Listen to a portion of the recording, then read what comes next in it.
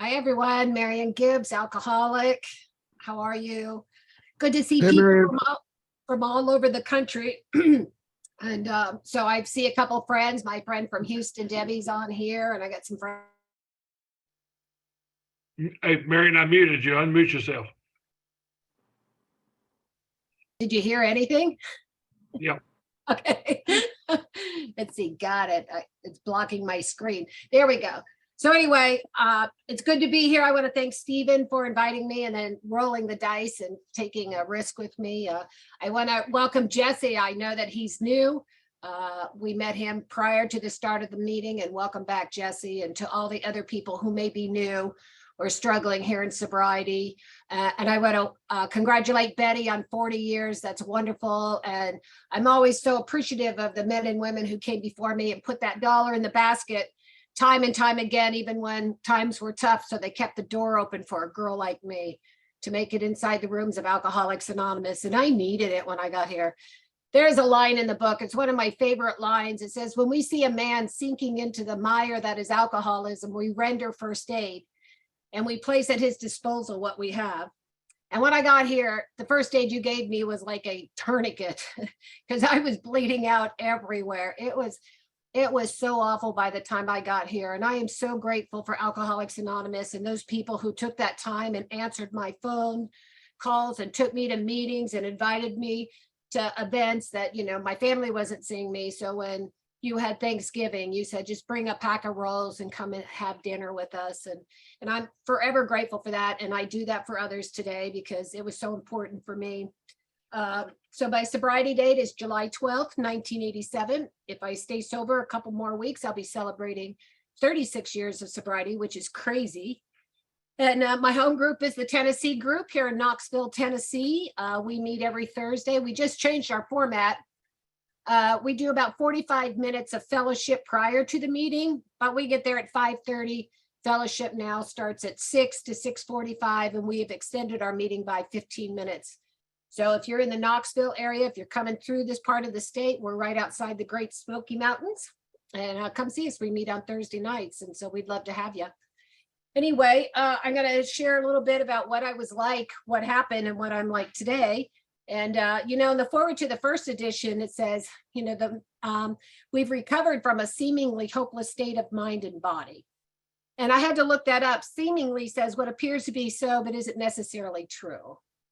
And then it says, and to show other alcoholics precisely how we have recovered is the main purpose of the book. And I'm going to show you what happened to me when I put the steps into my life and worked with a sponsor and found a God of my own understanding. And though I am not the book, I have the experience that from what my sponsor took me through in the literature. And I love that you read that first thing about the literature is the integrity of the literature has remained the same. And so that's always good for, people like me, because, when I was new, I wanted to change things up to fit me, and it didn't work that way. And so I'm really glad about that.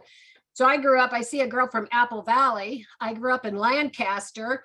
It's out in the desert. It's like a hellhole out there. I'm telling you, when you hear Bill's story, when it says that the dreary desert of futility, that's where I was born and raised. And it's out in the middle of nowhere. We have 40-mile-an-hour winds and tumbleweeds, and the only gated neighborhood we got over there is the prison. So it's not that nice of a place. But I grew up there, and it was a small town at the time. And we drank beer on the weekends, out in the party, out in the kegs in the desert, and we'd have bands. And I had no trouble with alcohol at an early age. I started when I was 11, actually, which is so crazy when I see children today that are so young, and I'm like, they're just babies. And I didn't realize how young I was. But, I grew up in the house with my brother was class president, and my sister was on the homecoming court. And then there's me. My brother went off to college. He got married. He had children, and he's an elected official in California. And then my sister was, on the homecoming court, and she ran off to college and got married and had a couple of kids and was an executive in a Fortune 500 company. And then there's me. I'm on my third marriage. I would have married the other two that I lived with, but I was still already married. And so, I'm in and out of jail all the time, and that's what my life became. And, I never thought when I picked up that first drink that was going to happen to me. I had no idea the effects of alcohol and how it's utterly going to destroy my life. So like I said, I didn't really have any trouble growing up. I got married to my high school sweetheart when I was 19 and I moved to Los Angeles. And, I don't have any business being married. So that marriage didn't last long. And I went to work on a Wednesday and I said to the girls, "Are you going out this weekend?" And they said, "Yeah." And I said, "Can I go?" And they said, "Sure," because they'd go out to these nightclubs. And they took me out to a bar and everybody's dancing and it's Madonna and Shaka Khan. And they're all like that, Shaka Khan, Shaka Khan. And I'm like, oh my God. I mean, my first concert was Led Zeppelin, 1977, and they're dancing to Shaka Khan. I don't know anything about it. And they said, "Here, Marian, have one of these." And it was a Long Island iced tea. And 3 Long Island iced teas later, I'm Shaka Khan in it, right? And I loved it. I loved the smoke. I loved the men. I loved the music. I loved everything about it. And I loved bars. And that became my life for the next several years. I drank every single night in the bars. Things started to happen behind my drinking. My roommate would tell me things. She says, "I can't believe you said that to Steven last night." I'm like, "What?" And then she'd tell me and I'm like, "Wow, was he mad?" "Oh, he was mad." And I'm like, "Well, I don't even like him." But I don't remember saying those things to Steven. And then things would happen and she'd go, "I can't believe you did that." I'm like, "Did what?" And she'd tell me. And at the end of the friendship, it wasn't the end of my drinking, she'd say, "Get out." And I'm like, "What?" She goes, "You know what you did." And I go, "I don't," because I'm a blackout drinker. I had no idea what a blackout was. I just didn't remember what was happening. I'd never heard the term before. But I got arrested. I told my roommate I was going to cut back after the Halloween party on October 30th, 1985. I was arrested, pulling into my garage in Van Nuys, and I went to jail. And it was great because I got an AA court card. I got a court card that I had to go to 6 AA meetings. I had to go to hospital therapy and a restricted license. So it freed me up to drive. So if it's my night to drive to the bar, I'd say, "Well, I can't, but we can take my car." And so I drank like I wanted. I went to one AA meeting. The guy was a Skid Row drunk who lived in a cardboard box. He got sober and became a lawyer. And I thought, my God, if I lived in a box, I'd go to AA too. I don't identify with that guy. Yet I get so close to living in a box. It's crazy. And so I continued to drink. And I told those hospital people, the therapy group, I said, "Well, if I had to suffer through the meeting, the guy was really funny." They said, "Well, there's a great bar right next door." So I had an AA court card. I threw it in the basket and I went next door and I ordered a beer and I played darts, and I didn't hear the message of Alcoholics Anonymous. I continued to drink, and that roommate moved out and she left me a note that said, "You scare me." I drank myself out of a job. And now I'm living all by myself in this place, and I have no utilities because, I mean, I got money, but you had to write checks and put postage on it. I mean, it was back in the day, you didn't have all that stuff. And I couldn't go do that stuff. So, I have an extension cord thrown from the balcony, the parking structure up over to the balcony, and I plugged in a stereo, a fan, and a lamp. I got 50 bags of garbage that I'm taking those cigarette butts out of and smoking. And I'm okay. The book says our alcoholic life becomes the only normal one we know. And I'm okay with living this way. I end up going back to jail I had another charge, and then I had a DUI warrant. I had 8 warrants on that one DUI because I'm too drunk to go. I get out of jail. I beg somebody to come and get me. And when I make it home, I don't have a key to my place. So I use a ladder, climb over the balcony, and my things are gone. And I was throwing a fit in my apartment complex about somebody stole my stuff. And a neighbor said, "Marian, your folks were here. They moved you out." See, because my parents had been looking for me for a while. And then they couldn't get a hold of me and they didn't know where I was and they broke in. But what happened is when they got into my apartment, they smell a rotting stench and they think it's their dead daughter. What it is the maggots in my refrigerator and freezer. And I don't want to have to call my parents. So I call my brother and his wife, and my sister-in-law said, "Marian, well, your parents were moving you out. Your dad had a heart attack. He's in the hospital." So because they stood in the middle of this mess and thinking, what became of our girl? And so after my dad got out, I borrowed a car because my car was impounded, and I go up and I have a spiel about why I'm living this way. And I go back to that apartment for like another week. And then I got a knock on my door and I look out the peek hole and it's my parents, and my mother's standing there. She says, "Marian, you can't keep living this way. You got to come live with us. Get your life together." And I said, "Okay."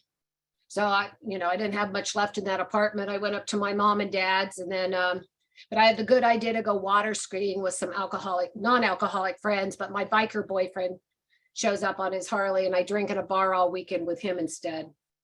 And when I got home, my car that I got out of impound was repossessed. And my mom, I walked in and she said, "You've been lying all along. You have two options. You're going to get help, or we're going to drop you to the streets of LA. What do you want to do?" And I'm weighing that, when it says to die an alcoholic death or to live on a spiritual basis aren't easy alternatives to face. I'm like, wow, gee, what do I want to do? So I said, well, I guess I'll go get some help. So my parents walked me down to the hall, the Antelope Valley Hospital, and there were 7 guys in that day room. And I said, man, I hope that's where I'm going, because that was my primary purpose. I wasn't about interested in getting sober here in Alcoholics Anonymous. I was 25 years old, and I thought it was impossible. I did the treatment center idea of 90 meetings in 90 days. The book says try not drinking a year, but that's excessive when you're not alcoholic.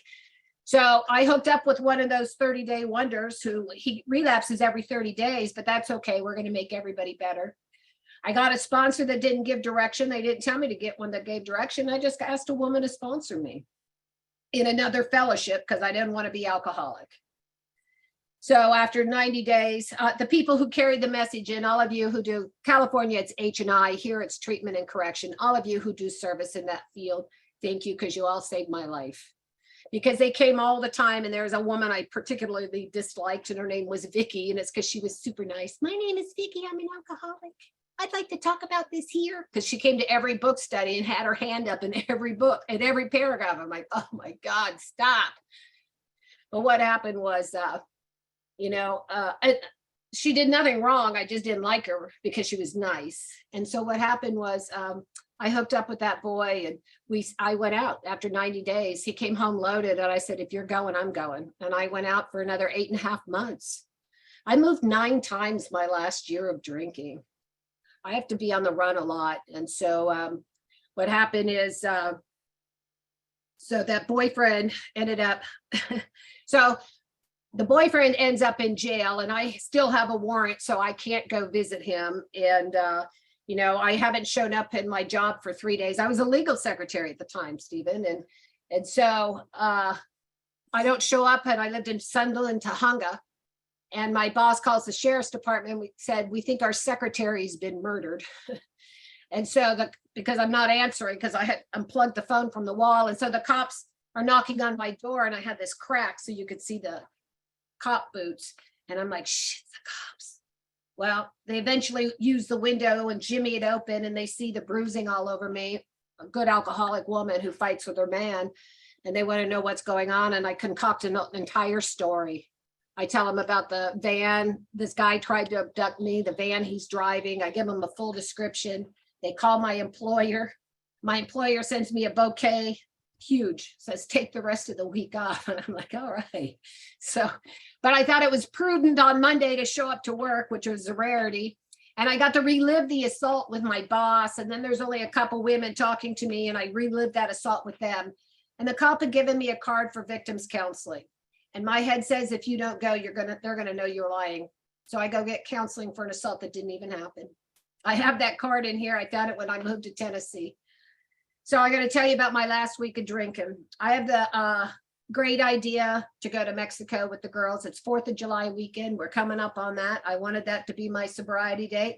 I go to Mexico with the girls. Last thing I know is I'm dancing. Next thing I know, I come to, I got a black eye, a fat lip, cracked ribs, no panties, parked in the desert, and my money's gone.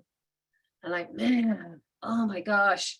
I drive back to the hotel, and I don't have a key, but the maid lets me in. My friends are gone, and their luggage is gone, but I'm thinking they can't go far. I mean, I drove, so I slept. And then they still weren't there. So I laid out by the pool until about this time of night here. It's starting to get dark, and I realized they're not coming back. So I gather my things, and I come across the border.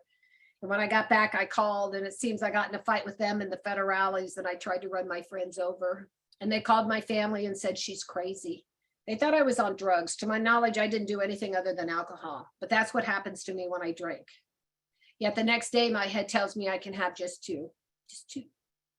And then it went well the next day, just have 2. But by the 3rd day, I'm drinking like it's ginger ale, and there I go.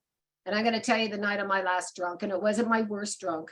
But if you're a woman like me, living like I was living, I got set up on a blind date with this guy from my boss of all people. Like, I got the girl for you. I'm still sporting this terrible black eye. And I go out to this bar in Beverly Hills with this guy, but I look across the room and there's the guy I've been looking for my whole life. And I leave my date to go home with another man. And then in the middle of doing that nasty, I got a moment of clarity. And I'm like, oh my God, I can't do this. I said, I got to go. And he goes, now? And I said, right now. And, I walked out of there and I picked up the phone when I got home and I called somebody that I met the year before who carried that message in that treatment center for me. And I said, I'm in trouble. And he says, why don't you come up to Lancaster? I said, I don't have enough gas. He says, you get enough gas to get here, I'm going to get you home. So I scrounged up what I could and I drove in, and this was a big guy and he's sitting there at the sandwich shop. It's at 20th Street Western Avenue J, called the Submachine. And I walked in there and he put his arms out like that. And I just ran across to him and he held me so close in his chest. He goes, Marian, you never have to feel this way again for the rest of your life. One day at a time if you don't want to. Man, I don't want to feel this way, but I don't know how I'm not going to drink. But he sold me on that first bit of hope. And I started coming to AA meetings and I asked a woman to sponsor me. And then I went over to her house and she's telling me all of Debbie's juicy stuff.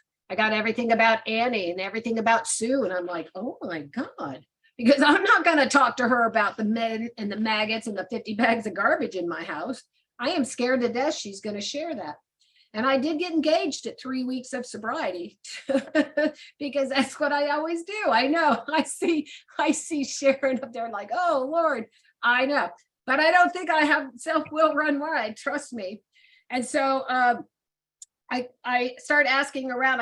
I'm hanging with the boys because that's what I do. And some of them are getting direction from their sponsor and I'm not getting that. So I go to an old timer. I said, you know, a woman who uses the book will take me through the steps. Here, honey, here you go. And it says Vicky. I'm not calling her, no. And I suffer a while longer. And I go to another guy. I'm like, hey, do you know a woman who'll take me through the steps? And they said, yeah, Vicky. So I was, dang. So I was certain she sponsored every woman in AA.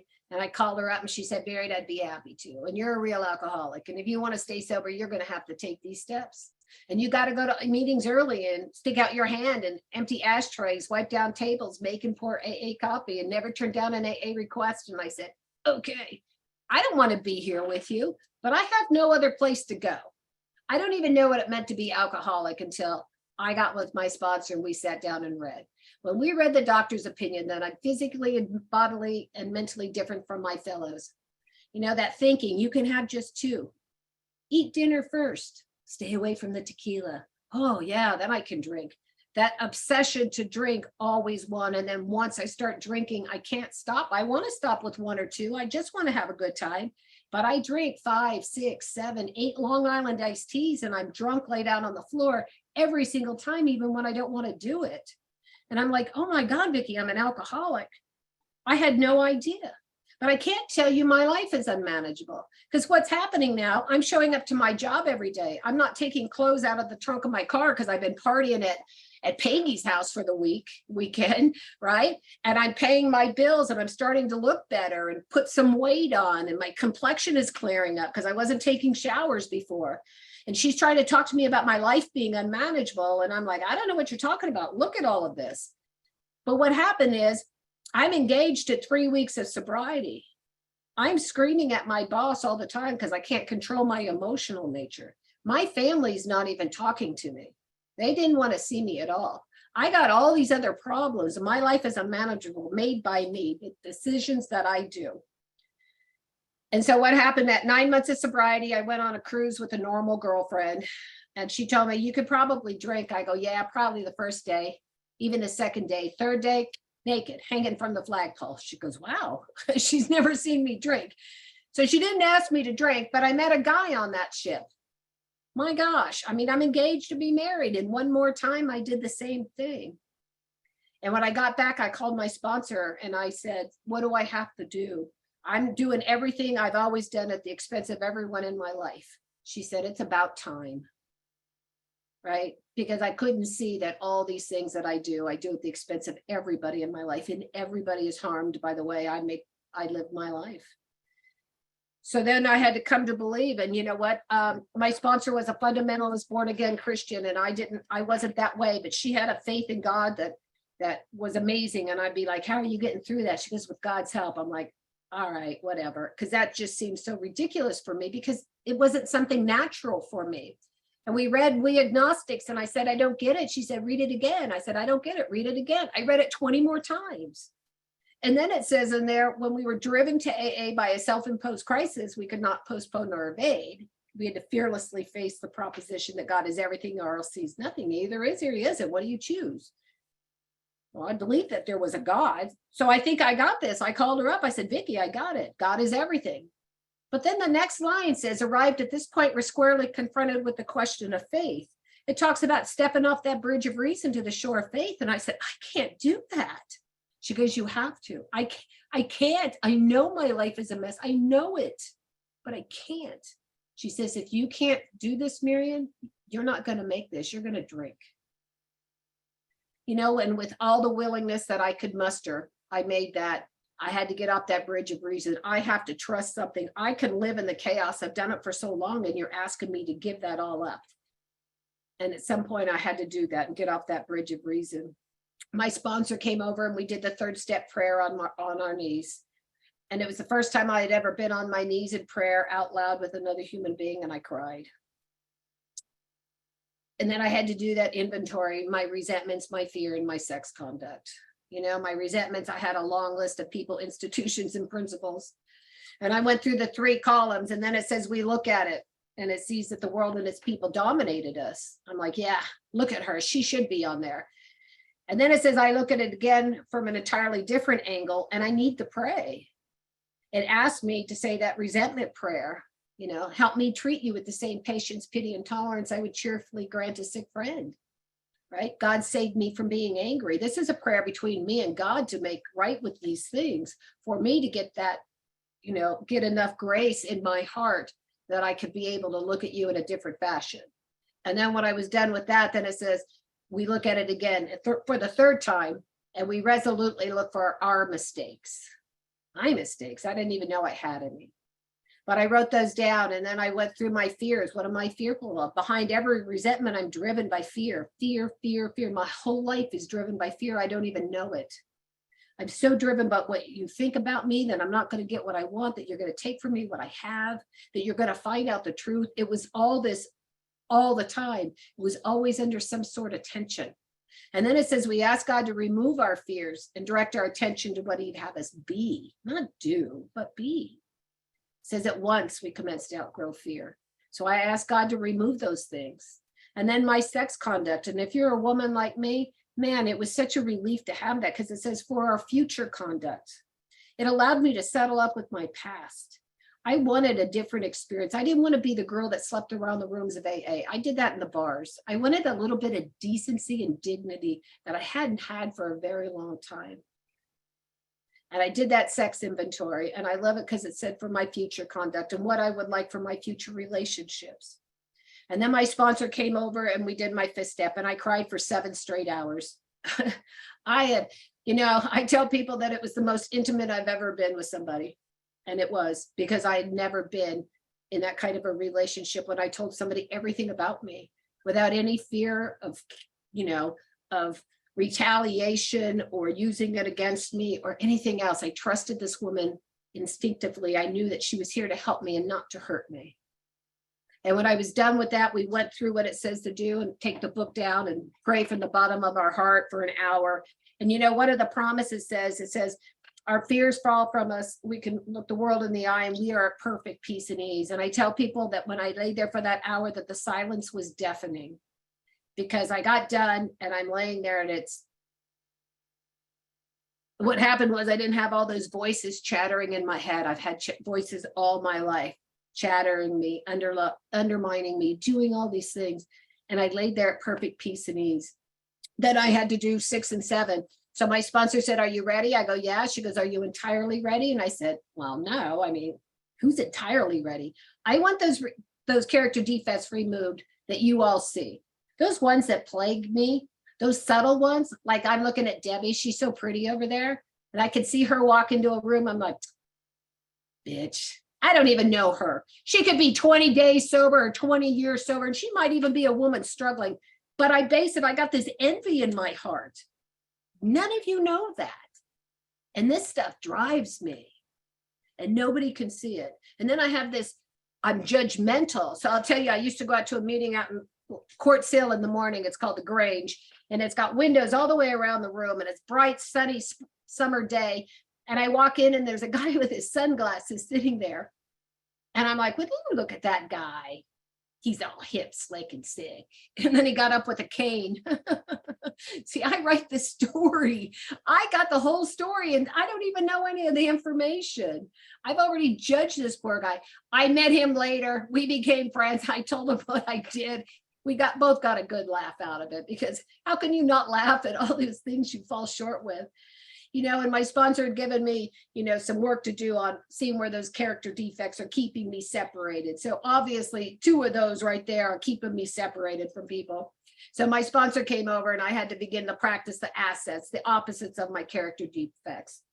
So, we got on our knees and I did the 7-step prayer and began to practice. And those weren't normal and natural for me. Like that man I married, I was, I wasn't very long sober and we got married, and I didn't come from a family that gave compassion or care.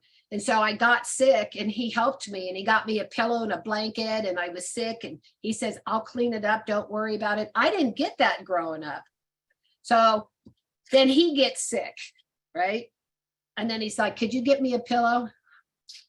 Yeah, I guess so. Do you think you could go get me some ginger ale? Yep. I could probably do that. He goes, could you go get me some soup? I'm like, what? God, you're bugging me. Because I don't know how to do those things. So the only time I believe in that fake it till you make it is I had to practice those things. So the next time he got sick, I go, I got you some ginger ale and soup. Would you like some? Oh, you look cold. Can I get you a blanket? I didn't feel those things. They weren't natural, but I took the action. I took the action to begin to implement those things into my life. So then 8 and 9, I had to make a list of who I hurt, how I hurt them emotionally, mentally, physically, spiritually, and financially. So, I had to make those amends to my parents. So, my dad, who had that heart attack, and my mother once called and she said, we're so worried about you. And I said, when you see my picture on TV that says, do you know this girl? Then you worry. I mean, what kind of emotional harm did I cause my family, right? They laid in bed night after night waiting for that call about me being dead. My mother grew up in a terrible alcoholic home. Her dad was the guy in the gutter, and I think he was pretty violent.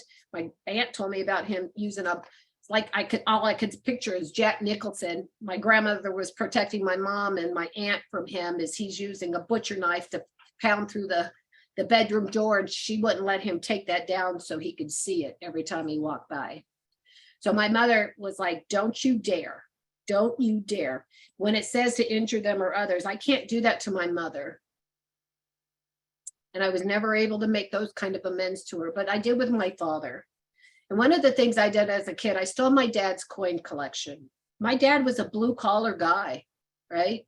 And he worked hard and he had this coin collection, but I had girlfriends that caught $20 a week allowance and I got 2. Well, when you drink and you smoke, you need to be able to contribute to the group. And I am so driven by fear that I steal from my parents. So when I got caught as a kid doing it, my dad asked me, why would you do that? And I said, I don't know, right? Because I don't know really. But after I got sober and I came through, I told him the character defects that drove me to do those things, that I was so fearful being cut out of my circle of friends that I decided to rob from them. And I was sorry that I robbed him of that trust. And I said, I can never get that specific coin collection back for you. But what can I do to set this right with you? Right? So my dad, all he wanted to know was, why would you do that? So then the 10th step, continue to take personal inventory, and when we're wrong, promptly admit it. I like when it talks about it's easy to rest up on the spiritual program of action, and we're in trouble if we do, for alcohol's a subtle foe. I've watched people, I've watched myself. At 7 years, I get complacent. I'll call tomorrow. I don't want to go to that meeting. Debbie's sharing, no way. Survivor's on. And things are well. I mean, I've cleaned up. I bought a home. Life is grand in my life, right?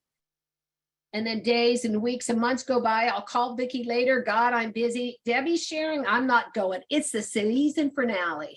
And one day I wake up and I'm in trouble. And I've been in trouble for a long time. And I picked up and I call a woman I hardly know. And I said, Cindy, I'm in trouble. And she said, are you drinking? And I said, not yet. Because all I had was that much humility. Again, at 13 and a half years of sobriety, the same thing happened. Since that time, I am actively sponsored. I am active participant in AA. I don't rest up on my laurels. I love football. You can see my signed Tom Brady jersey behind me. I don't care all the haters. I got 2 12-step calls in a Patriot playoff weekends. And I went out and made those 12-step calls. And both of those women are still sober today. They're in California because that's what I have to do. Your life and my life depends upon doing those things. And I don't side click people when they call. I answer the phone when the phone rings. I don't want to be complacent. I don't want to pick up a drink. I've watched people with 1 year, 5 years, 30 years of sobriety. The book says all of us have the idea at some point that we'll be able to control our desire for alcohol, that it doesn't apply to me. And I don't want that ever to occur. I don't want to go back to living like I was. Right? The 11 steps, sought through prayer and meditation. So when I got here, I don't have a relationship with God. And my sponsor asked me to do certain things. She wanted me to pray for those areas of my life where I'm unmanageable. I go, well, yeah, but this book says I'm not supposed to pray for my own selfish ends. And she said, Marian, if you went to work with a better attitude, who's that going to help? Oh, my coworkers, right? If you paid those bills, if you ask God to help you stay focused on paying off those debts and not racking up new debts, who's that going to help? Well, the people I owe the money to. So I had to start praying on that. So then I started improvising. And then all of a sudden I'm demanding God do all these things for me. And I'm like, my gosh, I'm even selfish when I pray. And I had to really learn to pray. Nobody teaches me to pray, right? Nobody ever sat me down and said, this is how we pray. This is how you do it. It was a hit and miss kind of thing until I found a relationship that worked for me and that I could do that, right? And then the 12th step, having had a spiritual experience as a result of the steps, we tried to carry this message and to practice these principles. So from where I came from in that maggot-infested apartment to living here in Knoxville, Tennessee is an amazing gift, right? Only by the grace of God, sponsorship and the 12 steps and fellowship has allowed me to live this kind of life that I live today and to carry this message. So I started carrying the message. I was 30 days sober. I am certain I'm carrying the mess more than the message, but you know what? It kept me sober. I always think about Bill when he's out working with new people and he doesn't get anybody sober in 6 months and he goes back and tells Dr. Silkworth, but nobody's getting sober. It's not working. He goes, yeah, but you're staying sober. My sponsor, Vicki, she did all these H&I panels. So I followed her into H&I and they gave me a commitment. And I had the boys up at Camp Scudder. And for an hour and a half, I thought about somebody other than myself.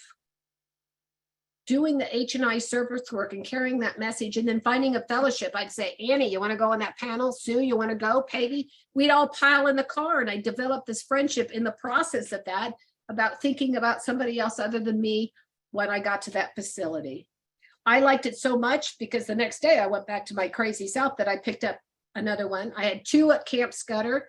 I had Tehachapi State Prison, Lancaster State Prison when it opened, Acton Rehab Center, AV Hospital at the time, and Palmdale Hospital. I mean, I was like all over because it's the only thing I knew to do.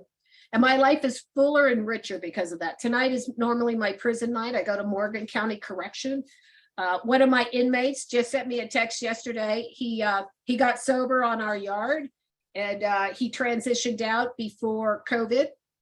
And so he's been staying sober. He works in treatment and he wanted to come back in and he asked me to talk to his parole officer. And he just went to orientation last night. So he's going to come up to Morgan County Correction and carry the message back. And you get to see that whole thing, a guy who was incarcerated, who gets sober, stays sober, and now gets to go out and help somebody else. And it's amazing what happens, what you see. And so my inmates know I'm not going to be here tonight. And, we're going through the big book. we're reading it together, and they're asking questions, and we're sharing experience. And there's a couple people who've done the steps that are in there that were sober at one time, that, didn't stay sober and then ended up incarcerated. And it's the greatest joy I have is when I meet with them and they ask me why I do it. He goes, "Why do you even come up here?" I said, "To give you a chance." He goes, "A chance?" I said, "Yeah, you all got wives and children at home and parents." And I said, "I want to give you the best opportunity when you get out of here, because you're all getting out of here. I want you to be a husband to your wife, a father to your children, a son to your parents." And they kind of like that answer. And I said, "There's this kindred spirit that I feel." I said, "Alcoholics always feel separate and apart. And I'm certain if you're alcoholic, you felt that." I said, "And then society has decided to pull you even further apart." I said, "For me, there's just some kind of connection that I feel that, I want to be here with you. And, it's going to be okay. We're all going to be okay one day at a time if we do what's necessary here in Alcoholics Anonymous." And I love that about AA. And I love that service work. So anyway, then I got to tell you about my life today. So 7 years ago, it's just about 7 years, my husband and I sold our business in California and moved to Knoxville, Tennessee. And I absolutely love it here. It was hard transition. It was the hardest thing I ever did. I came here at 29 years of sobriety, and it's not the same as where I came from. And the service commitments weren't the same that I came from. And I struggled. And thank God for my friends and sponsees in California that kept me grounded every single day. And I'm sticking my hand out to people, and and I could hear my sponsor every time I'm calling to wine. "Well, what do you think you could do about that? What do you think you could do about that?" I know what she's asked me to do, but I don't want to do it, So finally, one night I picked up the phone after a meeting that I was again disappointed with the fellowship, and the people I got cleared to go to the prison with, I invited them to dinner. We've been having dinner every Tuesday since, for the last almost 7 years now. And I watched this fellowship in my own life here, and I feel like I've lived 3 lives: my drinking life, my first 29 years of sobriety in California, and that fellowship and family I have there, and this new fellowship and family. I love how wide my life has gotten because of AA. And so, when I called my sponsor, I go, "They don't even have corrections." She says, "Well, maybe that's why you moved there." I go, "That's not why I moved here." But I am currently Lower East Tennessee literature rep for Area 64. I created the pre-release program when I was the pre-release chair prior to COVID. And then I'm my intergroup corrections rep. So I go to each district twice a year and offer them literature and what I can do as from what we can do from correction standpoint from intergroup. And I love what my life has become, and I love the service. It was so difficult. I didn't know how much I really loved service work until the COVID hit. I couldn't go to the prison for a year. I couldn't go to any district meetings. Everything was shut down. I mean, we went to meetings, but we didn't have all the service commitments. And that was really difficult for somebody like me who loves to do the service here in AA. And so I was really grateful when that list lifted. So 3 years ago, I guess 4 years ago, I moved my parents here. My parents were in their late 80s, and my mom and dad called and said, "We need to move. We need some help." And even though my brother's in California, my parents came here, and I flew out there and I packed their entire house and I put them on a plane, and my sister met them here. And I packed up their house and I drove one of their cars across country. But that day I'm sitting in my mom and dad's, the day before I leave to get out of the room, they'd left a table and chair and their washer and dryer for the new people. And I just started to bawl. And I know why I'm crying, because this is my parents' last chapter, and that's why they're moving. And nobody ever wants to face those things. And I was so grateful that so poorly how I treated my mom and dad, that they asked me, "Can we come live out there with you?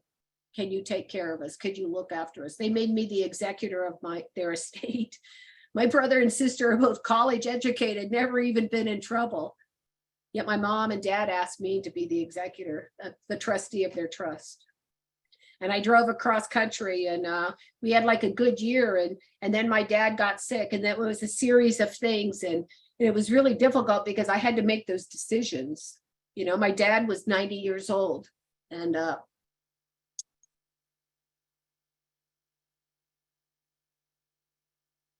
he had fallen and broken his hip. he'd come through. I mean, they crashed him at the hospital and he pulled through and he wakes up and he looks at me and goes, "Damn it, Marian." I'm like, "Ted, I told them no excessive help. You pulled through. I don't think you want to go." But my dad was in the hospital or in the rehab center, and I had him outside, and it was a beautiful day. And it was September. And my mom goes in to use the restroom because I drove my mother over there. And I said, "I'm going to take you." And he goes, "Can I have 2 more minutes?" And he's facing the sun.